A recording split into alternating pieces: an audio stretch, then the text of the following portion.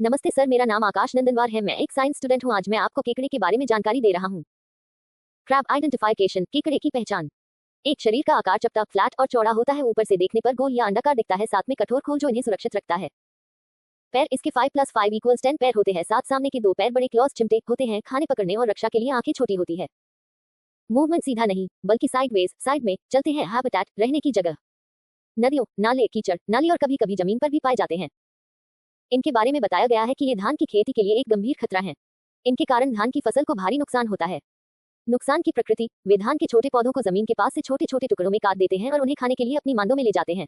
जिस खेत में इनका प्रकोप होता है वहां पानी पर पत्तियों और तनों के टुकड़े तैरते हुए दिखाई देते हैं।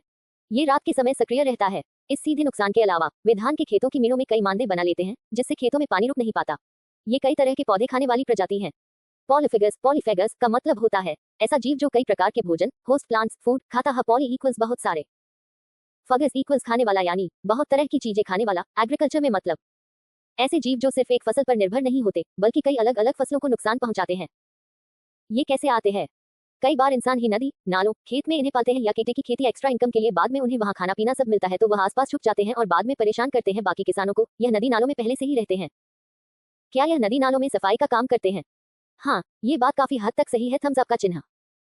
केकड़े क्रैब्स नदियों और तालाबों को साफ करने में महत्वपूर्ण भूमिका निभाते हैं, लेकिन यह सफाई पूरी तरह नहीं बल्कि प्राकृतिक तरीके से संतुलन बनाए रखने जैसी होती है।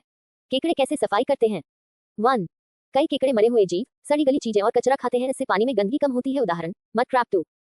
ये ऑर्गेनिक मैटर जैसे पत्ते, एल्गी और जैविक कचरा खाकर पानी को खराब होने से बचाते हैं। 3. जो खाते हैं उसे छोटे पार्टिकल्स में बदल देते हैं। इससे मिट्टी और पानी में न्यूट्रिएंट्स वापस जाते हैं। 4. फूड चेन का हिस्सा खुद भी मछलियों और पक्षियों का भोजन बनते हैं। इससे इकोसिस्टम बैलेंस रहता है। लेकिन ध्यान रखें, सभी केकड़े सफाई नहीं करते। कुछ स्पीशीज फसलों को नुकसान भी पहुंचाते हैं, खासकर धान में। अगर बहुत ज्यादा संख्या हो जाए तो समस्या बन सकते हैं। निष्कर्ष। केकड़े नेचुरल क्लीनर, प्राकृतिक सफाई कर्मी होते हैं, लेकिन उनका काम इकोसिस्टम बैलेंस रखना है, पूरा पानी साफ करना नहीं।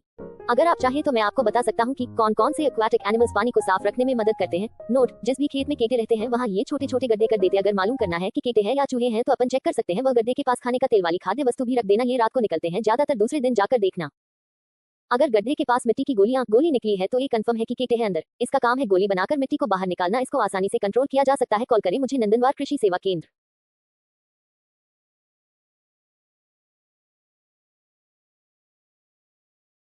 Thank you.